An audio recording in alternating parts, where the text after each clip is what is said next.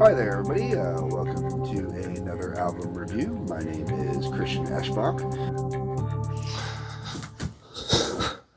Stop. Stop. Stop. Hey, everyone. My apologies for the baby face. I was out doing some recording and some acting for Shawnee B, and he needed me to shave my face. More to come on that as stuff comes up. Pandora, okay, my cat, this is everybody. Pandora's here. Pandora's bugging the crap out of me so she can say hi. Say hi. Say hi. Hello. Hello. Hello. Okay, now you gotta go. Okay, love my cat, but man, is she demanding. Okay. Welcome to part 2 of the whole kitchen sink for Metallica. All right. I normally don't talk about DVDs on here. I usually stay straight to the CDs, but because I'm covering the whole kitchen sink in individual pieces, sorry about that. Because I'm covering the kitchen sink in all its individual pieces, I decided I'm going to do the Load album itself as the very last thing, because I've covered Load on compact disc already. But I've never covered it on vinyl, and there is a difference between the two, and I want to get a little more in depth into that, so I will be talking about that as the very last part of this. I am going to cover all the DVDs, I'm going to cover all the CDs, but the core Load album itself will be the last part of me covering the kitchen sink. Poor Swedish Me 96, live at Globen, Stockholm, Sweden, November 16th, 1996. All right. So this would have been part of the same tour that the Cunning Stunts DVD was released in, or VHS if you bought it when it originally came out, like I did. And I had it on DVD.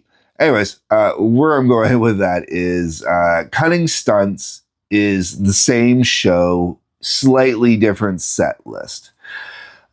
The other difference between this one and Cunning Stunts is the stage for this one is actually smaller. It's not the full figure 8 kind of shape that they use in Cunning Stunts.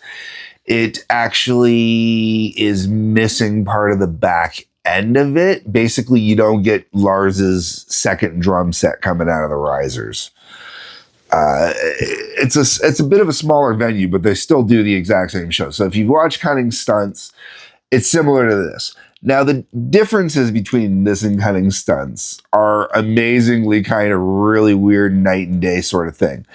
The video, the way the concert itself is shot, is much better on Cunning Stunts because they planned on shooting it. It was intentionally, professionally shot kind of thing. The way this one was shot, it was more like it was shot on the in-house cameras for that venue, and, you know, was for what they were broadcasting up on, like the teleprompter screens, if they had teleprompter screens, which they did not. But that's what it reminds me of. So it's like watching old VHS footage of a concert that's been digitized. But the sound quality, the production, the mixing on this compared to Cunning Stunts, this is infinitely better. The sound mix on this is just spectacular. Like, Jason's bass is just right that you could hear it the entire time, crystal clear, man. It is beautiful how much that bass is in there, just grooving away, man. You know, everything is just mixed perfectly and blended so well. You can hear it and the crowd's just in there, just, fantastic. Like, the engineering, mixing, extra, everything on this recording is just spectacular. I really want an audio rip of just this CD. It's kind of like Saint Anger versus the live studio recording with Rob Trujillo, like the audio album versus that special DVD that it came with. And everybody was kind of like, I really wish I had an audio rip with the DVD instead. That's how this is. I really wish we had audio rip of this, because this is just amazing, the quality on this. Okay. So now that I've covered all that wonderful stuff, let's get into the track list. So we got an intro jam, which is a cool little jam going on there. You can hear a couple of little pieces of songs that were coming out in the future. Then it goes into Last Caress, which is really interesting, since when I saw them, they were doing So What. What I saw on when I saw them, it was basically almost the same as the Cunning Stunts tour, a few different songs, but for the most part, very similar, and a guest appearance by Ted Nugent when I saw them. He came out and jammed on Stranglehold with them. Anyways, so back to this. Last Caress. Last Caress. I love Last Caress. I love So What. So I'd rather have So What over Last Caress, but Last Caress, great way to open it up.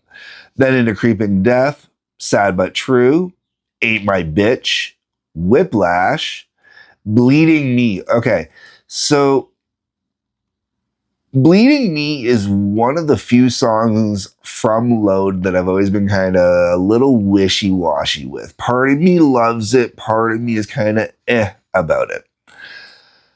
When they did it with the symphony, I thought it was spectacular, but hearing it in this live version, it was really good, man. Like, I mean, really good. Then we get King Nothing, One, Devil's Dance. I love this because this is before Reload, so having Devil's Dance on here was really cool. The one thing that is different also between this and Cunning Stunts is Cunning Stunts had Fuel with the alternate lyrics on it. So, you know, that's a thing as well. And I love the alternate lyrics for Fuel as well. I have those on other recordings and thoroughly enjoy them.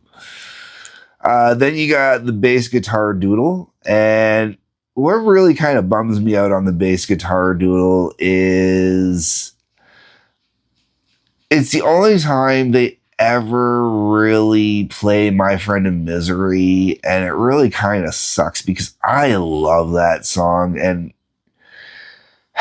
like, did they ever play it while Jason was in the band? Then you got Nothing Else Matters, which I could obviously live without if you know me. Until It Sleeps, which was fine and enjoyable. For Whom the Bell Tolls, which is always great. Wherever I May Roam. I gotta say that the symphony version of Wherever I May Roam kind of broke Wherever I May Roam for me. I love the song, and I appreciate hearing it every time I hear it and seeing it live. But after S&M, man, I don't want to hear it without the symphony anymore. Fade to Black is one I can always deal without. The Kill Ride medley. I love the Kill Ride medley, man. The Kill Ride medley is so awesome. Then you got the Encore Jam. Then you get So What? Master of Puppets, Enter Sandman, Everything Blows Up. I love Everything Blowing Up. It's great. Everything blowing up on here is really cool and a little bit different than on the other one. It still explodes the same, but with it being on VHS on here, it really kind of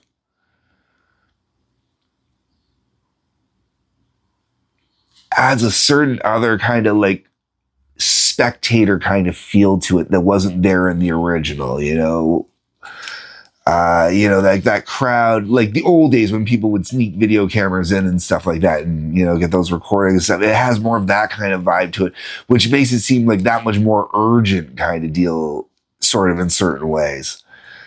Now, going with the blowing up the stage, the one thing with Cunning Stunts I had real issues with is Cunning Stunts never captured the true vibe and essence of what it was like to be at that live show and what the sound sounded like after they blew everything up. And the reason why I point this out is because on here it does. When they come out and they start jamming, you can hear the way it's supposed to sound, where it's coming through the amps, and you got the crackle going on through the PA systems and whatnot, and then you can hear when the song kind of comes back, or when the whole sound kind of comes back to life, and the band becomes the band again, and they finish it out. And what do they finish it out with? Bread Fan and Overkill, which is completely different than what I got when I saw them, man. But that is okay, and I think I might have actually preferred. No, I love Am I Evil. I'm not willing to sacrifice Am I Evil. But Overkill, I would have loved to have gotten Overkill live. This is the first and only DVD as of this recording I have watched out of this set. Me and my buddy Pat are sitting down every weekend. We're going to watch one of the DVDs, so I will get through them all with you guys. And they'll be mixed up between the CDs, obviously, so that's kind of nice that way. But if they ever release this individually for people to pick up, and you get a chance to pick it up, pick it up. I'm not going to say that this concert is worth buying the whole kitchen sink just for this concert, but mixed in on top of everything else so far, man, I have not been disappointed yet. Absolutely not disappointed at all. So let me know what you guys think down below. Drop a line down in the comments. I will be back next with the B-sides and rarities for sure, without a doubt. Like button, subscribe button, bell for notifications. There's a couple links down below if you can check those out. I appreciate it. Peace, love, take care.